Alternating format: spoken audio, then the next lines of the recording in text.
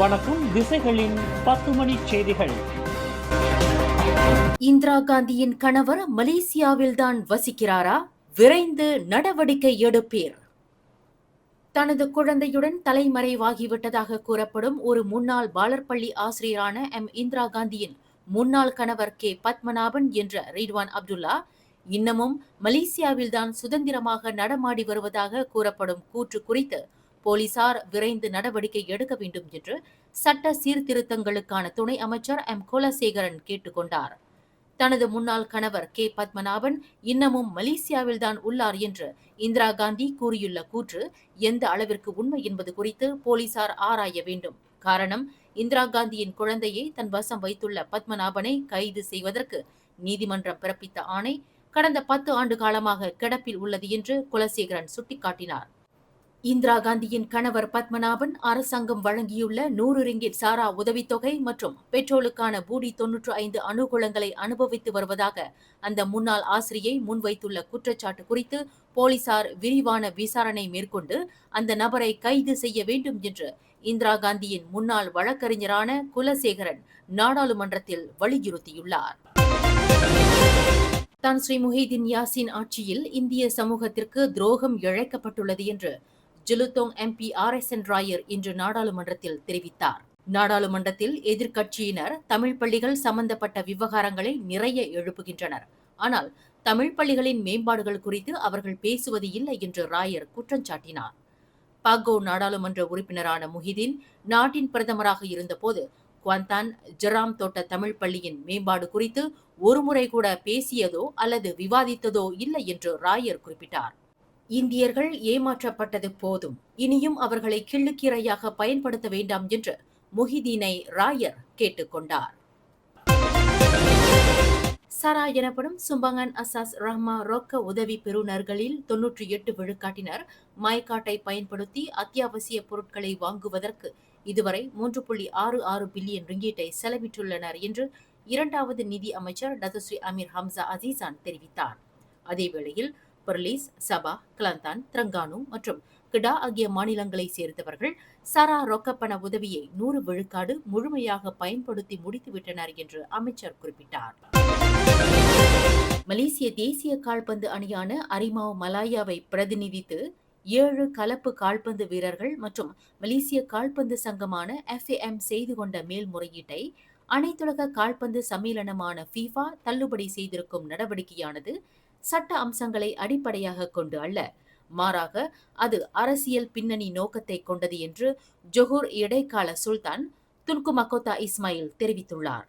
சட்டத்தின் உண்மையான அம்சங்களை பயன்படுத்தாமல் கால்பந்து வீரர்களை நேரடியாக FIFA தண்டித்துள்ளது என்று துன்கு இஸ்மாயில் குறிப்பிட்டுள்ளார்.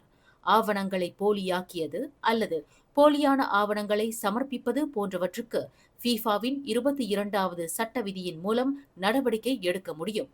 ஆனால் கால்பந்து வீரர்கள் விவகாரத்தில் அந்த சட்ட விதி பயன்படுத்தப்படவில்லை என்று அவர் சுட்டிக்காட்டினார்.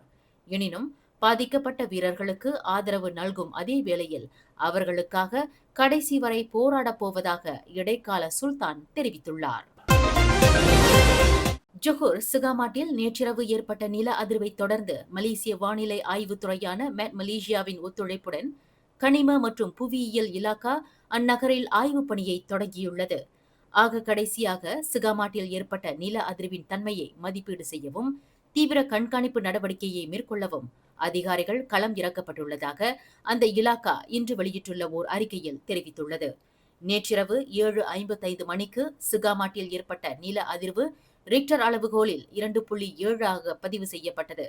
இது மிதமான நில அதிர்வு என்றாலும் நடப்பு நிலை தொடர்ந்து கண்காணிக்கப்பட்டு வருவதாக அது குறிப்பிட்டுள்ளது. மக்களவையில் 2026ஆம் ஆண்டுக்கான பட்ஜெட் மீதான மசோதா வாக்களிப்பின் மூலம் இன்று நிறைவேற்றப்பட்டது. பட்ஜெட் மசோதாவிற்கு 120 எம்பிக்கள் ஆதரவாகவும் 67 எம்பிக்கள் எதிர்ப்பாகவும் வாக்களித்துள்ள வேளையில் 35 எம்பிக்கள் அவையில் கலந்து கொள்ளவில்லை என்று மக்களவை சபாநாயகர் தான் ஸ்ரீ ஜொஹரி அப்துல் தெரிவித்தார். 2026ஆம் ஆண்டுக்கான பட்ஜெட்டில் மத்திய அரசாங்கம் 419.2 பில்லியன் ரிங்கிட்டை ஒதுக்கீடு செய்துள்ளது. இது 2025ஆம் ஆண்டு பட்ஜெட்டுடன் ஒப்பிடுகையில் 2 பில்லியன் ரிங்கிட் குறைவாகும். கிக் தொழில்துறையில் ஈடுபட்டுள்ள அனைத்து நிறுவனங்களும் தங்கள் தொழிலாளர்களுக்கு சமூக பாதுகாப்பு நிறுவனமான சொக்சோ சந்தா கட்டாயமாக பிடித்தம் செய்யப்படுவதற்கு கூடுதல் கட்டணம் எதுவும் விதிக்கப்படாது என்று மனிதவள அமைச்சர் ஸ்டீவன் சிம் விளக்கம் அளித்துள்ளார். கிக் தொழிலாளர்களுக்கு அனுகூலங்களை ஏற்படுத்தவல்ல 2025ஆம் ஆண்டு கிக் தொழிலாளர்களுக்கான சட்ட மசோதா நாடாளுமன்றத்தில் நிறைவேற்றப்பட்ட போதிலும் இதற்காக சம்பந்தப்பட்ட நிறுவனங்களுக்கு எந்த ஒரு கூடுதல் கட்டணமும் விதிக்கப்படாது என்று அமைச்சர் தெளிவுபடுத்தினார். கிக் தொழிலாளர்களுக்கு சந்தா பிடித்தம் செய்வதற்கு நிறுவனங்களை இணைப்பதில் ஏற்படக்கூடிய அனைத்து செலவினங்களையும் சொக்சோவே முழுமையாக இருக்கிறது என்று அவர் குறிப்பிட்டார். கோலாலம்பூரில் உள்ள ஹோட்டல் ஒன்றில் தைவானை சேர்ந்த பிரபல பெண் கலைஞர் ஒருவர் இறந்து கிடந்தது தொடர்பில் உள்ளூர் ரேப் பாடகரான வி மெங் சி என்ற நமீவி என்பவரை போலீசார் தேடி வருகின்றனர். கடந்த அக்டோபர் 22ஆம் தேதி பிற்பகல் 1:40 மணியளவில் கோலாலம்பூர் ஜலான் கான்லேயில் உள்ள பன்யன் 3 ஹோட்டல் அறையில் 31 வயது தைவான் பெண் இறந்து கிடந்தது கண்டுபிடிக்கப்பட்டது. அந்த பெண்ணின் இறப்பு முதலில் திடீர் மரணம் என்று வகைப்படுத்தப்பட்டது. எனினும் போலீசார் மேற்கொண்ட புலனாய்வில் அது கொலை என்று முடிவு செய்யப்பட்டது. அந்த பெண்ணை ஆக கடைசியாக சென்று பார்த்தவர் மலேசியாவை சேர்ந்த அந்த ரேப் பாடகர் என்பது தெரிய வந்துள்ளதாக கோலாலம்பூர் போலீஸ் தலைவர் டத்தோ ஃபடில் மார்சூஸ் தெரிவித்தார். செம்பனை தோட்டம் ஒன்றில் குவிக்கப்பட்டிருந்த செம்பனை மட்டைகளுக்கு அருகில் பெண்ணின் அழுகிய சடலம் மீட்கப்பட்டுள்ளது. நேற்று திங்கட்கிழமை மாலை 5 மணியளவில் பஹாங் ஜலான் காரா கோலபிலா சாலையின் 19வது மைல் திலமோங் தோட்டத்தில் அந்த பெண்ணின் சடலம் மீட்கப்பட்டதாக பஹாங் மாநில போலீஸ் தலைவர் டத்துஸ்ரீ யஹ்யா ஒத்மான் தெரிவித்தார். தோட்ட நிர்வாகத்திடம் இருந்து கிடைக்கப்பெற்ற அவசர அழைப்பை தொடர்ந்து போலீசார் அவ்விடத்திற்கு விரைந்ததாக அவர் குறிப்பிட்டார். சடலம் கிடந்த இடத்தில் மோப்ப நாய்களின் உதவியுடன் தடயவியல் சோதனை மேற்கொள்ளப்பட்ட போது உயிர் இழந்த பெண்ணுக்கு சொந்தமானது என்று நம்பப்படும் பச்சை நிற விளையாட்டு கார் சட்டை, கேசியோ ரக கைக்கடிகாரம், கருப்பு நிற செருப்பு, ஒரு சட்டை ஆகியவை மீட்கப்பட்டுள்ளதாக அவர் குறிப்பிட்டார். சவ பரிசோதனைக்காக அந்த பெண்ணின் சடலம் குவாந்தான் தங்கு அம்புவான் அப்சான் மருத்துவமனைக்கு கொண்டு செல்லப்பட்டதாக யஹ்யா ஒத்மான் தெரிவித்தார். பினாங்கு பயன் லெபாஸ் சுங்கை அரா ஜலான் டத்தோ இஸ்மாயில் அஷீம் சாலையில் திடீர் என்று ஏற்பட்ட பெரும் குழி வாகன ஓட்டிகளை அச்சம் அடைய செய்துள்ளது.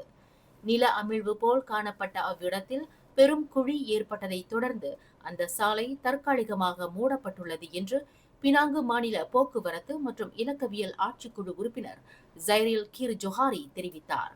சாலையை சீர்படுத்தும் பணி தொடங்கப்பட்ட வேளையில் இந்த சம்பவத்தில் யாரும் காயம் அடையவில்லை என்பதை அவர் உறுதி செய்துள்ளார். எண்ணெய் துரப்பண மேடையில் அத்துமீறி நுழைந்த 4 இந்தோனேசிய ஆடவர்களை கடல்சார் போலீசார் கைது செய்துள்ளனர். திரங்கானு குமாமானில் இருந்து வடகிழக்காக 139 கடல் மைல் தொலைவில் உள்ள கடற்பகுதியில் வீற்றிருக்கும் ஆள் இல்லாத எண்ணெய் துரப்பண மேடையில் 4 இந்தோனேசியர்கள் கடந்த ஞாயிற்றுக்கிழமை அத்துமீறி நுழைந்ததாக கூறப்படுகிறது. எண்ணெய் மற்றும் எரிவாயு நிறுவனம் ஒன்றிடம் இருந்து கிடைக்கப்பெற்ற புகாரின் அடிப்படையில் 4 கைது செய்யப்பட்டனர். அவர்கள் அந்த துரப்பண மேடையில் கேபிள் கம்பிகளை திருட வந்தவர்கள் என்று நம்பப்படுவதாக குமாமான் கடல்சார் ஏஜென்சியின் இயக்குனர் அப்துல் ஹலீம் ஹம்சா தெரிவித்தார். 3 ஆண்டுகளுக்கு முன்பு 15 வயது மாணவர் ஒருவரை பாலியல் பலாத்காரம் புரிந்த குற்றத்திற்காக ஆசிரியர் ஒருவருக்கு ஜெர்தே செஷன்ஸ் நீதிமன்றம் இன்று 10 ஆண்டு சிறை தண்டனை விதித்தது. அத்துடன் அந்த ஆசிரியருக்கு 6 பிறம்படி தண்டனை விதிக்க தீர்ப்பு அளித்தது.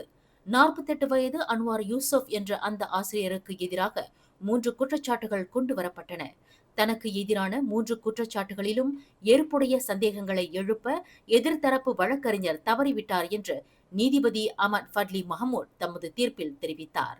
கடந்த 2022ஆம் ஆண்டு ஜூலை 29ஆம் தேதி திரங்கானு புலாவ் பரந்தியான் தீவில் உள்ள ரிசார்ட்டில் அந்த ஆசிரியர் இக்குற்றத்தை புரிந்ததாக நீதிமன்றத்தில் தெரிவிக்கப்பட்டது. மேலும் செய்திகளை தெரிந்து கொள்ள கீழே இருக்கும் பெல் பட்டனை அழுத்துங்கள். உங்கள் மகிழ்ச்சியை வெளிப்படுத்த லைக் மற்றும் ஷேர் செய்யுங்கள். தொடர்ந்து திசைகளோடு இணைந்திருக்க